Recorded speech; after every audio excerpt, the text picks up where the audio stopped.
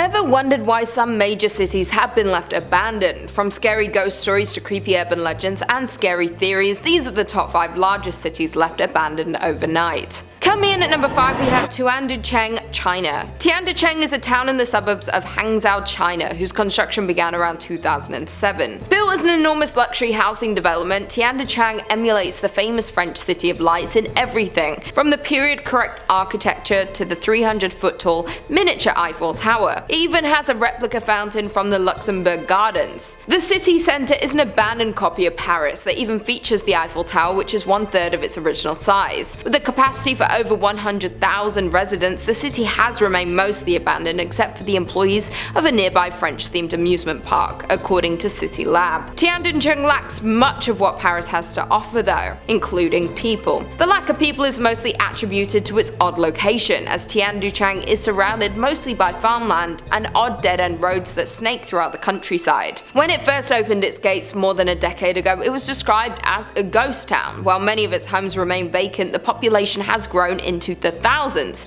and it attracts a steady stream of Chinese and international tourists, including newlyweds looking for a picture-perfect backdrop. In at number 4, we have Ruby, Arizona. Ruby, Arizona is one of the best preserved abandoned cities in the United States, filled with history and the shell of the city it used to be. By the 1870s, new prospectors made several additional claims, and the fledgling settlement formed at the mountain base was called Montana Camp. Other lead, copper, and zinc veins were also found in the immediate vicinity, beckoning yet more miners to the fledgling settlement. Throughout the years, the city and mining company associated with it got passed down to many different owners, while in the 1914s, Andrew sold the store to Philip C. Clark, who soon built a bigger and better one just up the hill, the remains of which still stand today. Though Ruby was growing, it was still a lawless place, and finally Philip Clark became so concerned for his family's safety that he moved them away to nearby Oro Blanco. However, he continued to work towards growing the city of Ruby and amassed large amounts of land and cattle until 1920, when he sold the store to brothers John and Alexander Frazier. From 1934 to 1937, the Montana mine was the leading producer of lead and zinc in the state, and the 3rd largest in silver production. However, the ore finally played out in 1940, and the town became a ghost. The mill operation was moved to Sahuarita. The post office closed forever on May 31st, 1941,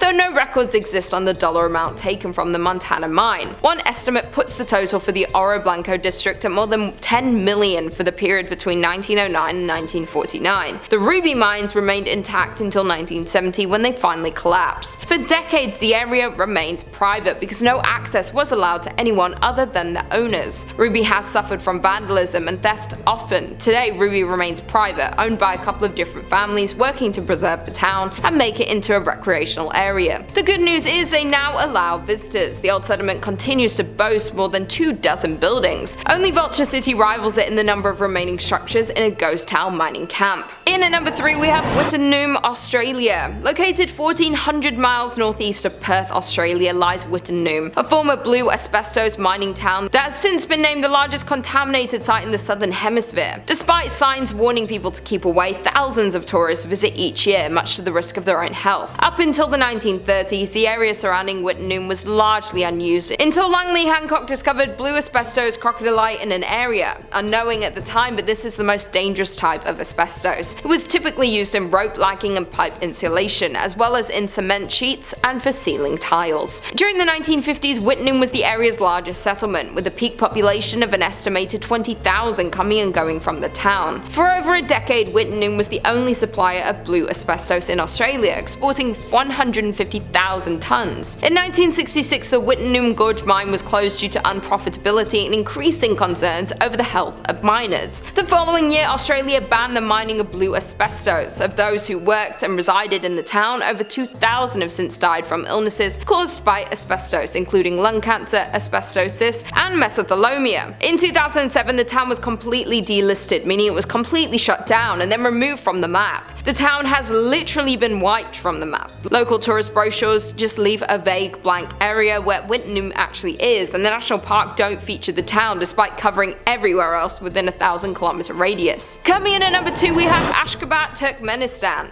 Close to the border of Iran, Ashgabat, Turkmenistan is a former Soviet Union country run by President Saparmurat Niyazov. Much of the city was destroyed by the 1948 Ashgabat earthquake, where buildings crumbled to the ground, but has since been extensively rebuilt under the rule of the new president. The president planned to create a golden area of Turkmenistan in 1991 with the building of Ashgabat. He did so by building the city with the most marble buildings in the world. Thus, Ashgabat, the Turkmenistan capital, is a city of marble buildings and fountains. It is also an empty city with a population of around 700,000 people. Though the majority of the population doesn't live in the city, they live in the suburbs that are located outside the city limits. The only residents in Ashgabat are made of marble, as is the whole city. The buildings in the city are all made of white marble. The marbled maze of buildings and statues is very much the facade of the museum district, and it is these images that have gone around the world showcasing what can be done with millions of dollars at your disposal. Governments, museums, and theatre buildings, as well as expanses of parks, dominate the whole district. The unique looking architecture is nothing similar to that of any other city. There are few reasons why no one is permitted to live in the city, and for one is to keep the white marble clean. Another reason is that it gets so hot that it's not practical to walk in. Moreover, the public is forbidden to talk about the fact that the city is empty. Thus, one can only infer that the city was not built for the locals but used as a statue object to show the richness of the government. Today, the city is referred to as the City of the Dead because it appears so empty. This is in part also because of the country's isolated culture, as Turkmenistan is one of the least visited countries in the world. And finally, in at number 1 we have Hashima Island in Japan. Just 15 kilometers from Nagasaki and in front of the Japanese coastline, you'll find the abandoned island and city of Hashima. In the late 1950s, the island had a population of over 5,200 people. The people that resided on the island were mostly coal miners and their families. Since the island is so small at its peak in population, it was once the most densely populated place on the planet and 9 times the population density of Tokyo. Now the island is left completely abandoned and is effectively crumbling to pieces.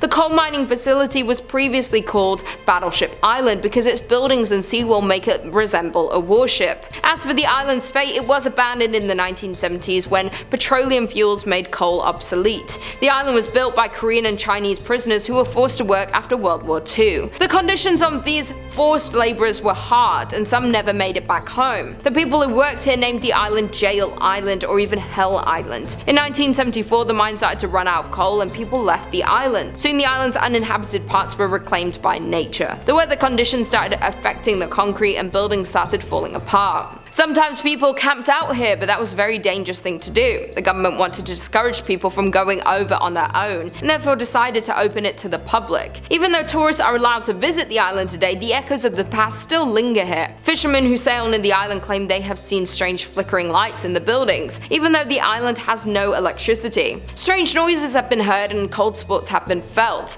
People say that they had the sensation of being watched, and there were some claims of people that had been touched by unseen hands. Well, there we have it. Thanks for tuning into this video. I will see you in the next one.